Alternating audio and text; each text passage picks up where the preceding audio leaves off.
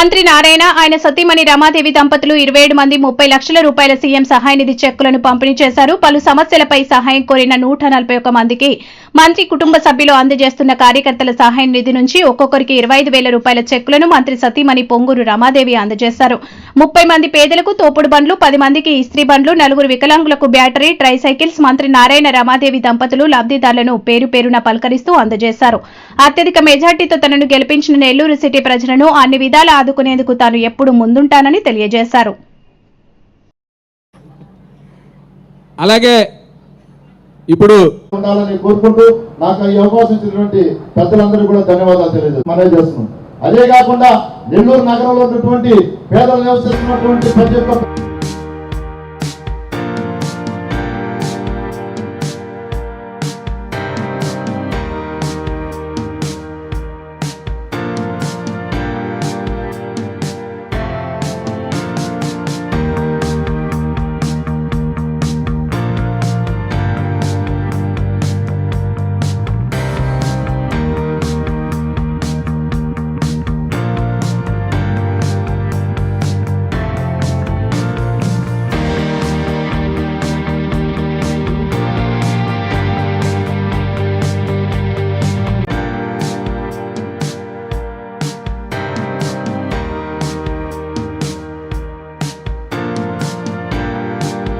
సంతోషంగా మీ అందరినీ ఈరోజు ఇక్కడ కలవటం.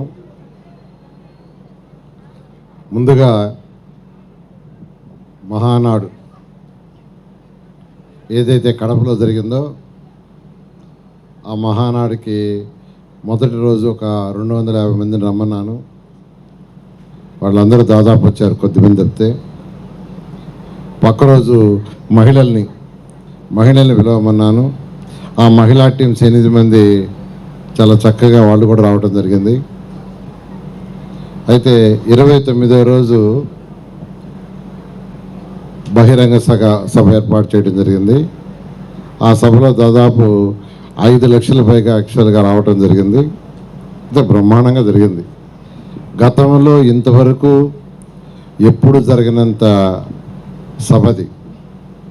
అన్నిటికంటే ఆ సభలో హైలైట్ ఏంటంటే, జనరల్గా మీటింగ్ 4-5 కంటే 6కో స్టార్ట్ చేస్తారు. 6కు స్టార్ట్ చేస్తాం అనుకున్న సభని 1:20కి సాంస్కృతిక కార్యక్రమాలు స్టార్ట్ చేసాం.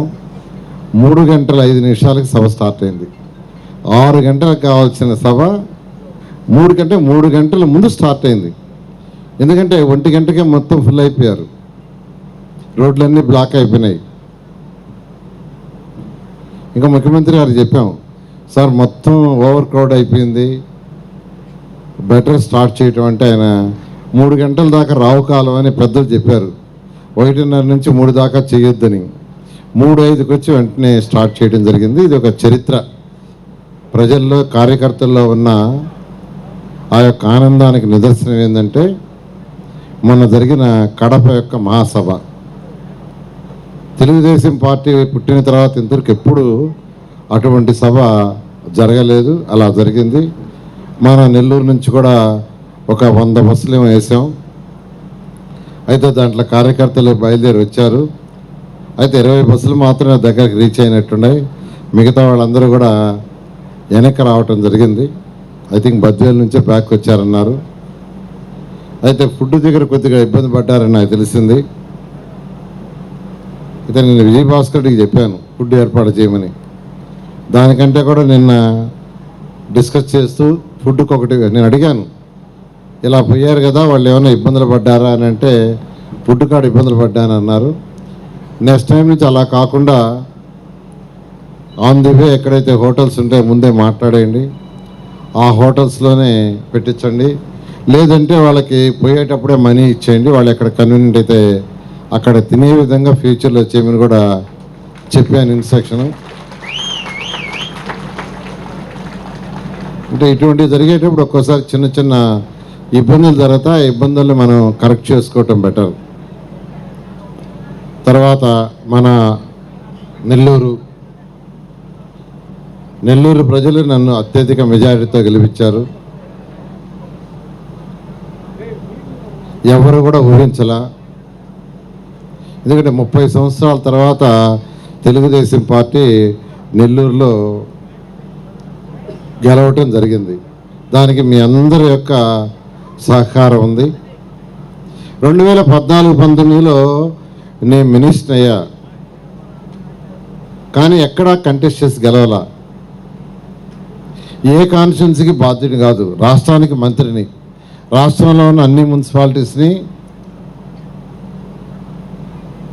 అక్కడ అభివృద్ధిని డెవలప్ చేయడానికి తీసుకోవాల్సిన జాగ్రత్తలు తీసుకోవాల్సిన మంత్రిని. అయితే నెల్లూరులో పుట్టి పెరిగినందుకు నెల్లూరుకి ఏదైనా చేయాలనే ఉద్దేశంతో ఆ రోజు ముఖ్యమంత్రి గారిని అడిగి 5,250 కోట్లు తీసుకొచ్చి నెల్లూరులో అనేక కార్యక్రమాలు చేసాం. మీ అందరికీ తెలుసు.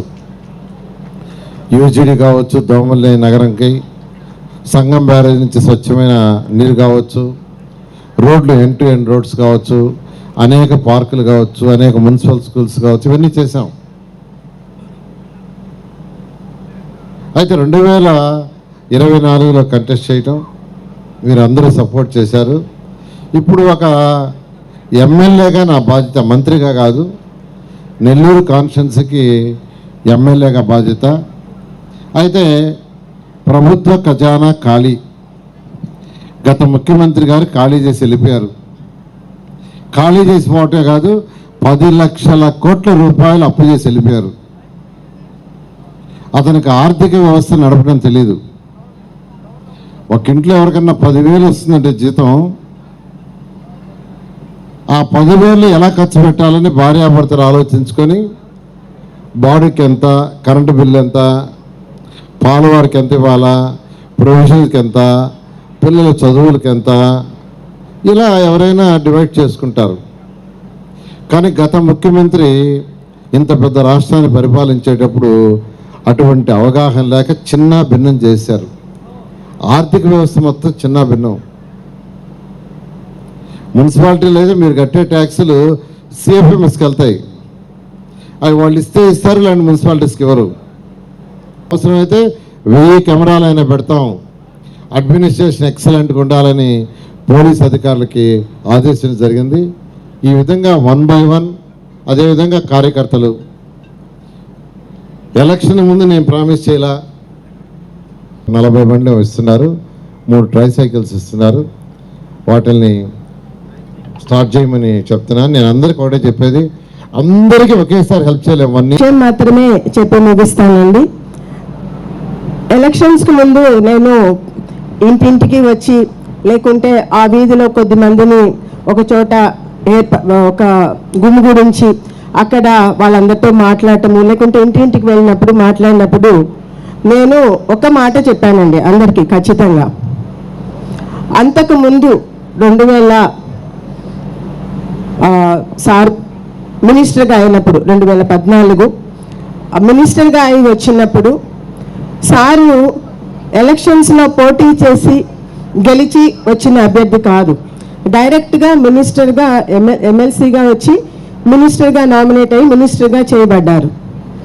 ఎటువంటి ప్రామిస్లు చేయలేదు. అప్పుడు ఎటువంటి ప్రామిస్లు చేయకుండానే నెల్లూరుని ఇంత అభివృద్ధి చేశారు. కానీ మీరు ఒక్కసారి ఆలోచించండి, ఈసారి సారు ప్రత్యక్షంగా పోటీ చేస్తున్నారు. ఎటువంటి ప్రామిస్ లేకుండా తను ఇంత అభివృద్ధి చేసినప్పుడు ఈసారి ప్రత్యేకించి ఈ పనులు చేస్తాను అని చెప్తున్నారు. కాబట్టి ఎటువంటి ప్రామిస్ లేకుండానే ఇంత పనులు, ఏ వాగ్దానాలు అయితే చేశారో తను ఎలక్షన్స్కి ముందు ఆ ప్రతి ఒకటి తర్వాత ఒకటి నెరవేర్చుకుంటూ వస్తున్నారండి. అవునా కాదా? కాబట్టి మనం పెట్టుకున్న నమ్మకాన్ని తప్పకుండా నిలుపుకునే వ్యక్తి మన నారాయణ సారు. కాబట్టి మనకి కావాల్సిన అవసరాలన్నీ, మన నెల్లూరుకి కావాల్సిన అవసరాలన్నీ తప్పకుండా తీర్చగలిగిన మన నాయకుడు నారాయణ గారు మీ అందరూ పెట్టుకున్న నమ్మకాన్ని తప్పకుండా నిలబెట్టుకుంటారండి. జై తెలుగుదేశం, జై చంద్రబాబు నాయుడు గారు, జై నారాయణ గారు. మరెన్నో వీడియోల కోసం మా ఛానల్ ని సబ్స్క్రైబ్ చేసుకుని పక్కనే ఉన్న బెల్ ఐకాన్ ని క్లిక్ చేసి యాక్టివేట్